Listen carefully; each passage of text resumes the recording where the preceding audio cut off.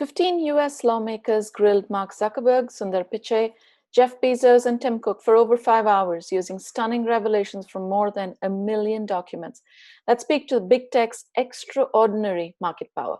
We're here to pick up three key questions that this hearing tossed up. Dr. Dipan Ghosh, co-director of the Platform Accountability Project at Harvard Kennedy School, joins us. Dr. Ghosh, I'd like to begin with some of the exhibits from the hearing.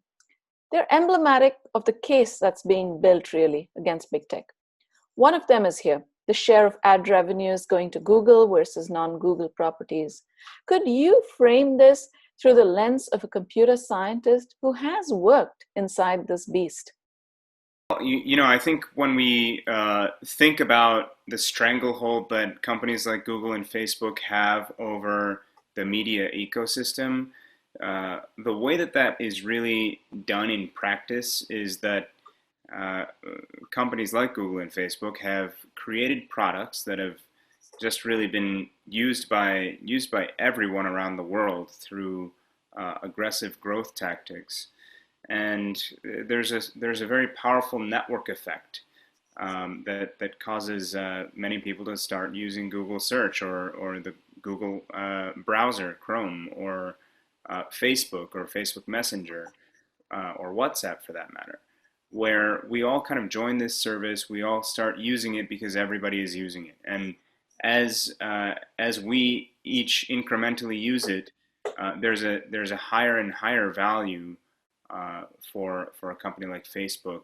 That's the network effect.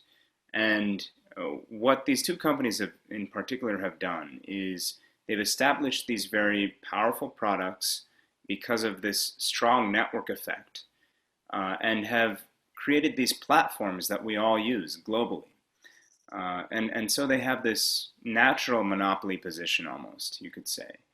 And with the platform, they have been able to collect a lot of information on us, personal data, understand our behaviors, understand our behavioral profiles, and essentially figure out ways to coordinate the ad ecosystem in a way that they serve us from the platform end to the data transfer, all the way to the ad service end. And they've found a way to kind of control this whole channel, and that is increasingly in places like India, United States, Europe. Increasingly, we're using these platforms as we move away from traditional media into internet medias, and it's really Google and Facebook that have these tremendously powerful monopoly positions in industries like internet search and social media. Okay, so next is the so what question. Why should this matter to billions of platform users who love the extreme personalization and features that they get while scrolling through their social feeds, buying on Amazon, or they're able to organize protest movements, plasma donation drives for COVID, etc.? I think it's an important question. We've come to know and love companies like Facebook and Facebook's WhatsApp and Instagram applications, for example. Why should we be so worried when this company is offering us such a wonderful service? Well, what I would try to point us to is two issues. One is that when you have a monopoly position like Facebook in social media, you can start to exploit society. You can start to say that, hey, I'm going to use my monopoly position. I'm the only provider in this sector, and I'm going to use that position to extract not a non-competitive rent from the rest of society, from consumers. And with a company like Facebook, that rent doesn't come in the form of money from us. From us, it comes in the form of data and attention. And indeed, if you look at a company like Facebook or Google, these companies are collecting our data and gathering up our attention and leasing it off to marketers at exploitative rates, in the sense that they collect everything on us, and we have no control over that situation. So that's the first issue, and I think even though it's hard to see, it's hard to feel the harm here. What's happening is that this is extracting a lot of wealth from society at an exploitative rate, uh, for which a company like Facebook is getting a lot of money for, maybe too much money than is fair to the rest of society. And it's all because of this monopoly position. And so that's why people are saying, well, we need to find a way to regulate this economic transaction and figure out a way to assure that internet companies can't exploit people in this way. That's number one. So a broad economic and social harm that's being coordinated through Facebook or through Amazon or through Google. Um, that's number one. Number two, I think, is yes, we know and love Instagram and WhatsApp, but when is the last time we can think of a company like Facebook truly innovating? It must be several years ago at this stage. Truly innovating in the sense that we see or find a new product that's come organically through Facebook instead of through acquisition, that has really moved our technological circumstances forward. Um, let's imagine for a second uh, that there were one car manufacturer in India, and it was either owned by the government or government sanctioned, or let's just say there was one car manufacturer uh, in India or in the world, uh, and that car manufacturer had a natural monopoly in the sense that no one can challenge them because you have to overcome these tremendous barriers to entry and establish a more powerful network effect to displace the current monopoly. So you have this one car manufacturer.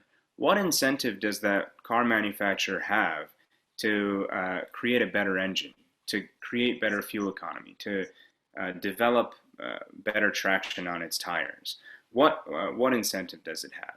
In the same way, instead, what this car manufacturer should do from its own financial standpoint is simply maintain its monopoly position and continue cashing in from this cash cow of selling increasingly bad cars to the entire population, without advancing our situation through innovation, through technological advancement. That's what a monopolist should do from an economic standpoint. And when we have that kind of a situation, we need regulation to assure that innovation continues. And so I'd say that this is the second issue. Now, I acknowledge that these two problems are felt more at a social level, at a societal level, than at an individual level. And so I think we all need to start to recognize that and call on our governments to help us out. So we heard from the four big tech CEOs. We've got a trove of internal documents, quite Dilbert kind of dystopia. Where does this go next? What are the two paths that it could potentially take? It's a great question because people have been talking about so much infighting between Republicans and Democrats in the United States, but I think we saw real progress here, and as you mentioned, we will see this report from the committee soon.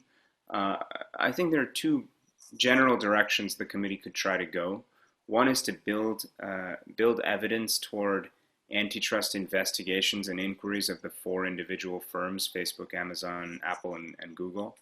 And that's to say, it could do something similar to what Europe has done to Google. Develop evidence through documentation and these kinds of emails to establish that, for example, Google has a monopoly position in its Android operating system, or in Chrome, or in internet search, and with that monopoly position, it's exploited people. That's one sort of set of investigations that Congress could try to build out. And that would empower, for instance, the federal agencies in the U.S. Like the Justice Department's Antitrust Division or the Federal Trade Commission to go after these companies through independent and individual uh, antitrust investigations into the four companies individually. Um, Another option, though, is for Congress to build this growing corpus of evidence through documentation that that the industry works in a particular way or set of ways. And perhaps there is a unifying theory of how it works, and there's there's a theory of tremendous exploitation that we can build toward through this documentation.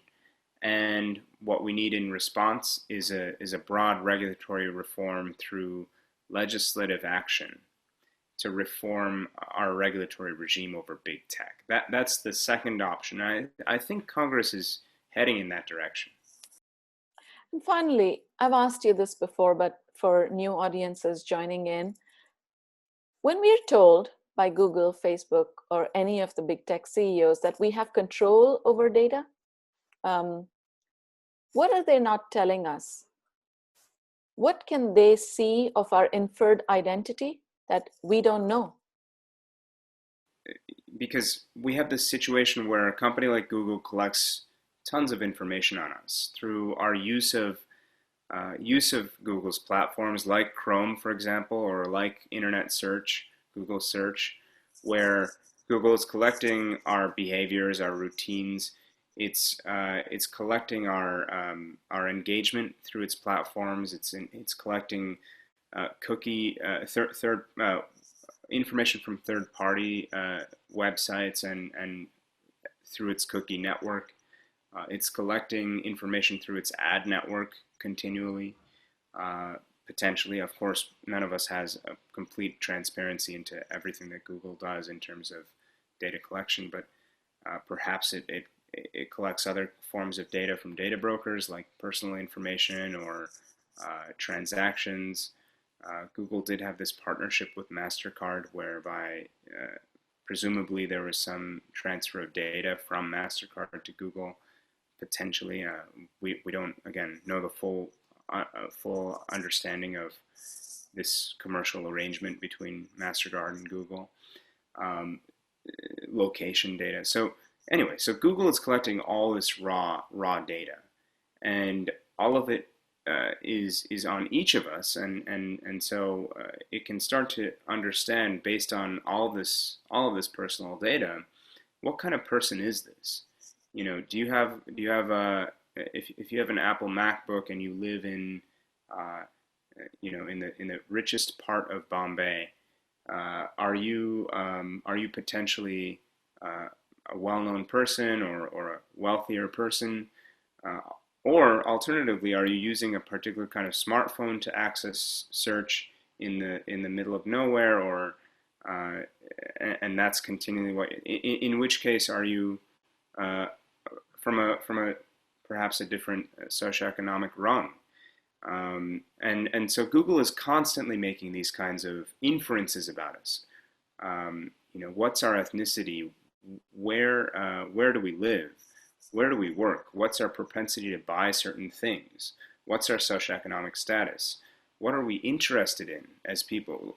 What gender are we? What age are we? These are the kinds of things that Google is trying to infer to develop a behavioral profile on us, our behaviors, our interests, our likes, dislikes, beliefs, routines, so that it can start to paint a picture that's quite accurate over time of who we are and what drives us, what motivates us, so that it can place targeted advertisements at the right moment with the right contextualization. So I've described a huge amount of raw data Google collects and a huge number of inferences that the company very likely makes on us. When a company like Google says that you can control your data, what it really means is that some small portion of this data that's being collected on us, or some small portion of fraction of these inferences that are being made on us, are under our control, in the sense that we can use certain proxies to let Google know that we're not okay with a particular practice. And yes, that does afford us a modicum of control. But what I'd suggest is that we need transparency and access into everything to truly be uh, prepared to have a, a more effective say over the industry. And that, I think, is the purpose of this congressional hearing, in part, and the purpose of broader digital rights agendas that are under discussion around the world right now.